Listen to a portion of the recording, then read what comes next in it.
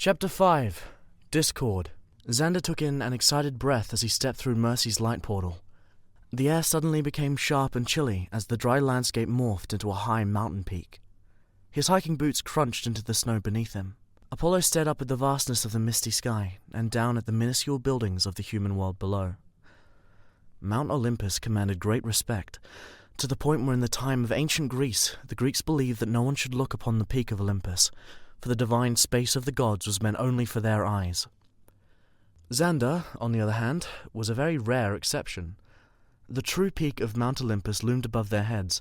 Xander's breath hitched in his throat. The view was absolutely breathtaking. I can't believe what I'm seeing right now. Xander could barely contain his joy. All he wanted as a child was to see the world of the Greek gods and goddesses with his very own eyes.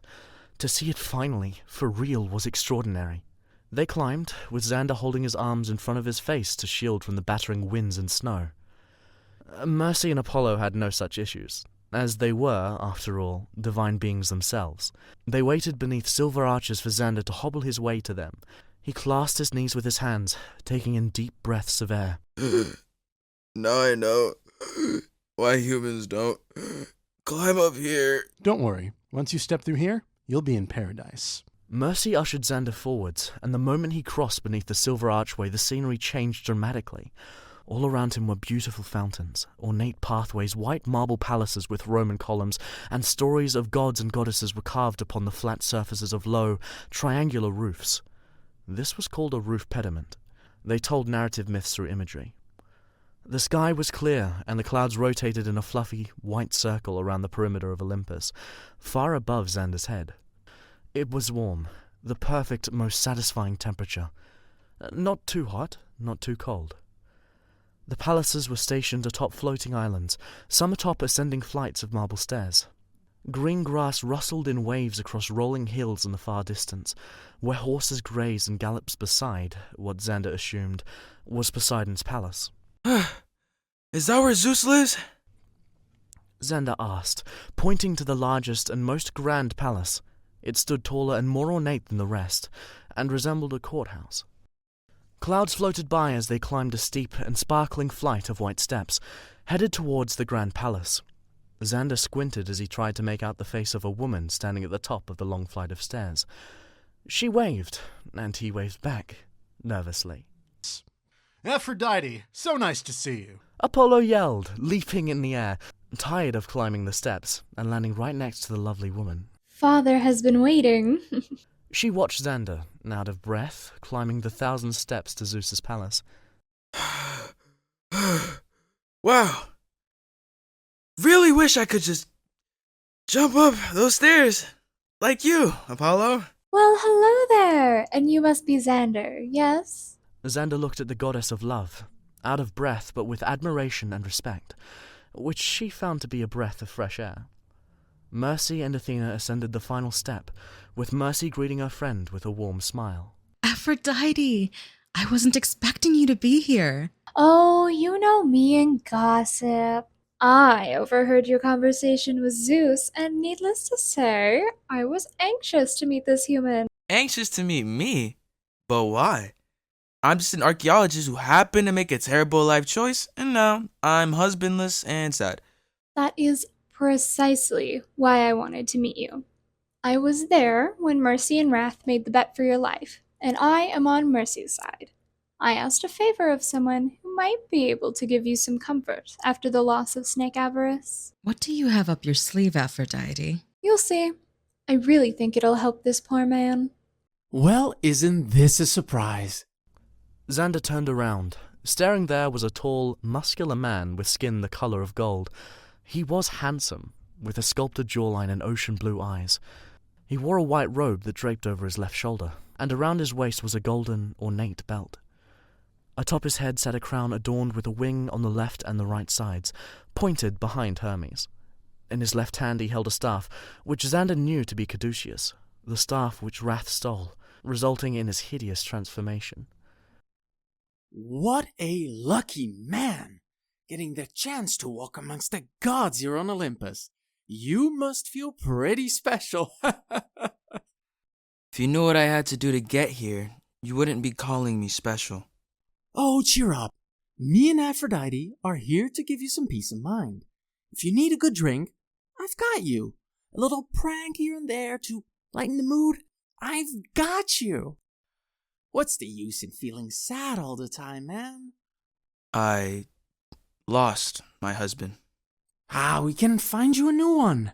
Hermes, stop. Please. Trust us. You're in good hands, Xander.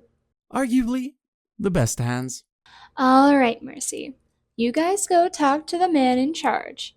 Tell me what Zeus says, okay? Will do. Apollo waved, walking alongside Mercy and Athena as they walked through the massive entrance to Zeus's palace. Aphrodite and Hermes looked down at Xander with half smiles, as if they were planning something. So, what's the plan? We've invited someone to meet you. Someone who knows what happened to Snake's soul. Xander's face saddened at the thought of his deceased husband. He wanted desperately to see him. He was hopeful the Greek afterlife existed, but he was afraid that Wrath did something to Snake's soul to prevent him from moving on properly. It was a horrible and depressing idea, but one Xander just couldn't shake.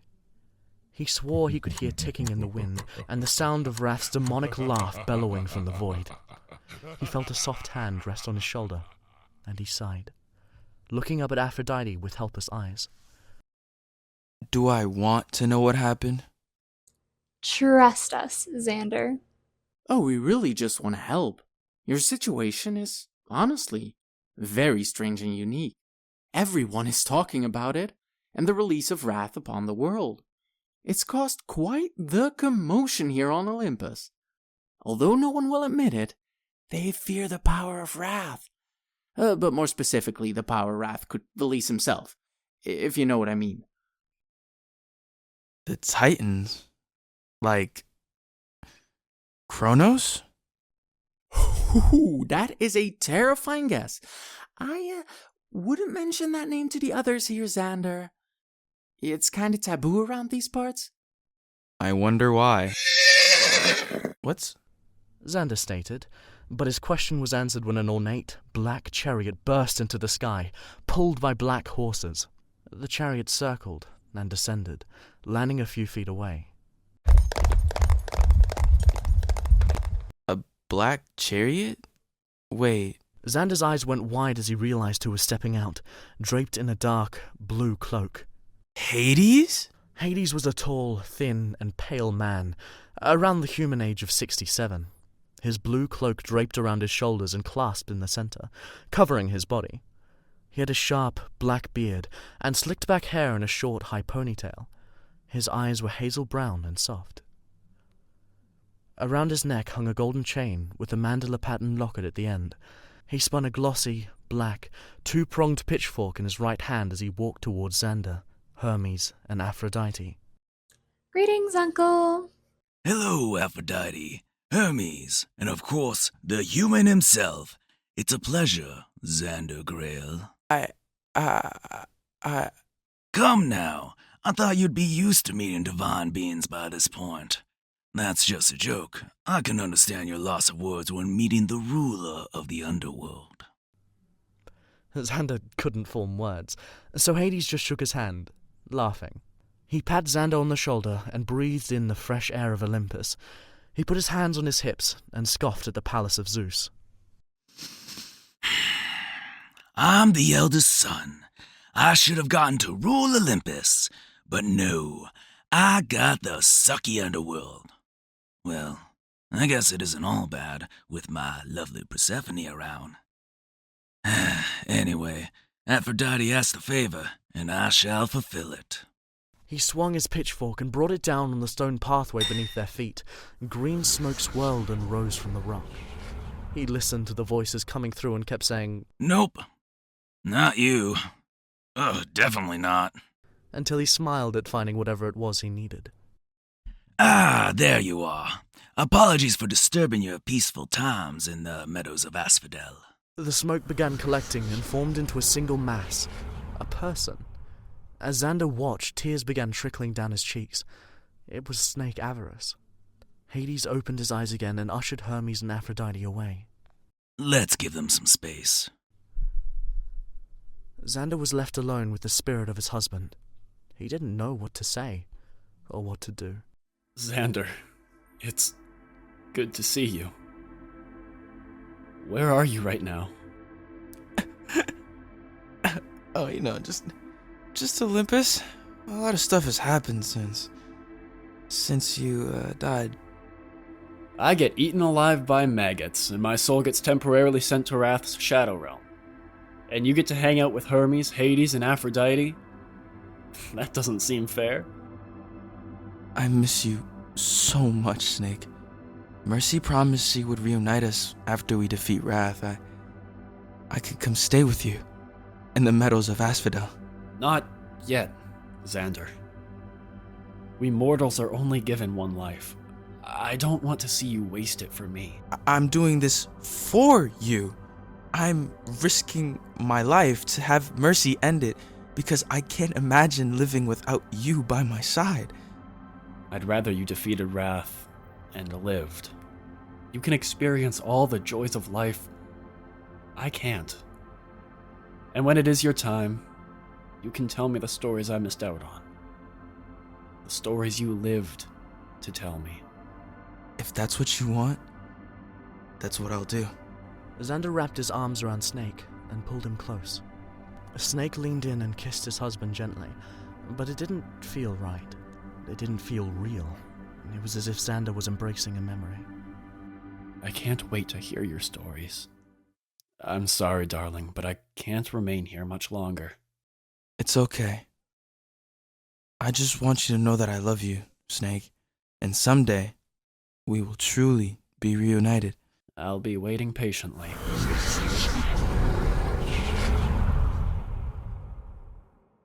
Inside Zeus's palace, Athena, Apollo, and Mercy all stood beneath Zeus's massive marble throne. The god of thunder himself was colossal, along with the cavernous monument that surrounded them. Authority was all Mercy could think of when looking up at the old man before her. He was muscular, pale, and had long, smooth white hair, and a bushy long beard. He wore a white robe that folded over his shoulders, and a silver waist belt. Leaning against the foot of his throne was a large, jagged lightning bolt made entirely of gold. My children and Mercy, you know as well as I that Wrath poses a significant threat to the balance of the human world, and thus, the world of the gods as well. He was ruthless and cared not about whom he killed in battle, but how many humans, gods, and goddesses alike perished at the hands of his shadow magic. He has already gained the trust of Apate. Who's to say he won't gather the forces of those we fear most? Zeus posed a good point. No one could be sure of what Wrath was going to do next. His best and most terrifying quality was his unpredictability. He thrived in the face of chaos, and drew his strength from manipulation. Father, what do you suppose we do? Attack Wrath when he least expects? Draw him out? Zeus thought for a moment, then turned his gaze to Mercy. Mercy, you are his direct opposition, are you not? When I asked you to seal him before, how did you accomplish this task? I stabbed him in the chest with my diamond sword, and spoke a spell to bind him to the plaque in his tomb. But Wrath is stronger, smarter now. He wouldn't fall for my old tricks. Not again. Yeah, it's been a while, but you don't have to work to defeat him alone, Mercy. For the greater good, remember? Apollo is right. Wrath isn't just a nuisance to us, but a threat to the balance between Olympus and Earth. We need to work together. Thank you for reminding me. Zeus, will you stand by our side in this crisis, to offer us whatever aid you can? The god of thunder nodded, but then turned his attention to the entrance of the palace as the doors closed behind someone. He looked very similar to Zeus, but had coarse, curlier hair and deep blue eyes. He was wearing the same robe, but cyan-colored, with ornate silver trim lining the edges. And in his left hand he carried a silver trident. Poseidon? Zeus. You know, brother, I just saw Hades having a laugh with your children. Would it be too much for me to assume they enjoy his company more than they enjoy yours? Zeus looked ready to kill Poseidon. If you're only here to mock me, I suggest you leave, brother, before I do something you'll regret. Poseidon only laughed at his brother's threats and stood firmly at the entrance to his palace. You've always had quite the temper, Zeus. But we have a tyrant to slaughter. You're one to talk, Mr. Can't Take an Insult. Okay, we're playing this game now? Oh, please. We're all adults here. Let's act civil. I'll act civil when you stop testing me. Oh, great God of the sky. For the love of Olympus, shut up. Okay, I think we should get back on topic. Athena, you are our resident strategist. What do you think is the best course of action against Wrath? Well, sealing Wrath didn't exactly last, did it? So, I think slaughter is a good route. Come on, Athena. Mercy isn't exactly cut out for violence. She needs to grow a backbone. Otherwise, she's just merciful. Well, maybe that's the way she wants to be. Guys, please. Are you okay? I just felt a sudden surge of anger. I don't know where that came from. You don't usually raise your voice like that. You're thinking about something, Father. I can tell. I have an inkling, and if I am correct, it means Wrath has already advanced farther than we anticipated. Zeus stood from his throne, and the group watched as his colossal figure shrank to their size. Without another word, Zeus strode forwards, headed for the entrance. Athena, Apollo, Mercy, and Poseidon followed close behind. In the far distance, like a whisper, Mercy heard Wrath's demonic voice. Outside, Aphrodite, Hermes, Hades, and Xander were all sat in a circle around the marble edge of a massive fountain. Water trickled behind them as they laughed and joked. And then, Wrath stole my staff after knocking me out with lotus wine? What a bastard! And he thought I would take that as a simple joke, Did he really deserve the punishment you gave him, though? Oh, come on, Xander. You mess with the secret object of a god, and you get the wrath of the god. We aren't as chill as you might hope. He's right, you know. I've heard tell you stole Apollo's bow and shot Wrath's sandworm. Why, Xander, would you tempt fate like that? Xander turned around to see Apollo glaring down at him, with Athena, Mercy, Poseidon, and Zeus standing behind him. So, how'd it go in there? Zeus pushed through the group and became the god staring down at Xander. I believe we are being watched by a sinister presence. A light thud hit the ground. Everyone turned their gaze to where the sound came from. They watched as a glistening golden apple rolled across the stone walkway and landed right at Aphrodite's feet. Before the Trojan War, Eris, the goddess of discord, did not get an invitation to Peleus and Thetis' wedding. She felt cheated, betrayed, and left a golden apple at the wedding. Aphrodite picked it up and inscribed across the apple were the words, "To the fairest one," causing a dispute between Athena, her, and Hera about who was the fairest goddess. They all decided that they wanted the Trojan prince, Paris, to decide.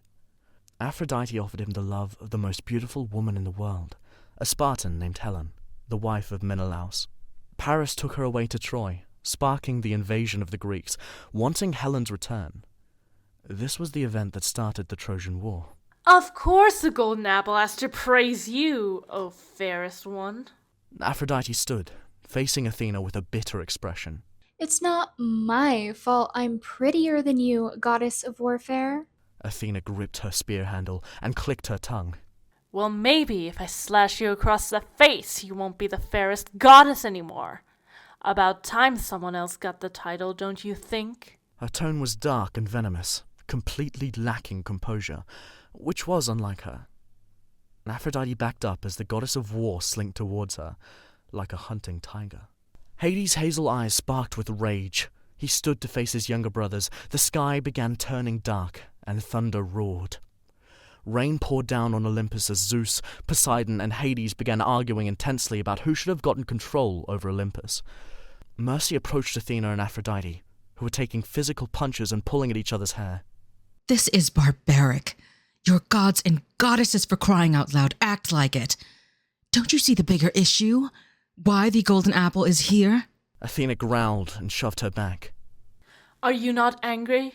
The only reason why you exist is because of the disturbance and balance we caused during the Trojan War. Don't you feel cheated? Cheated? Maybe once, but that was a long, long time ago. Suddenly, she was locked in the fight too. Hermes just stood, watching alongside Apollo and Xander, who was feeling heated as well. They're like children. None of them have even stopped to consider the danger that looms. That's it! In 3 smooth motions that caught Apollo completely off guard, Xander stole the bow off his back, took a golden arrow, and shot it in a straight line across the courtyard. The golden arrow pierced and shattered a large vase placed outside Poseidon's palace. Everyone, listen to me for one damn second. This golden apple sparked discord between us because the person who rolled it over here is the goddess of discord. Don't you see? Why would Eris be here if not to reveal that she sided with Wrath and we're already far behind? So get yourselves together, make up for century-long disputes, and let's go destroy Wrath. Hades nodded proudly at Xander's speech.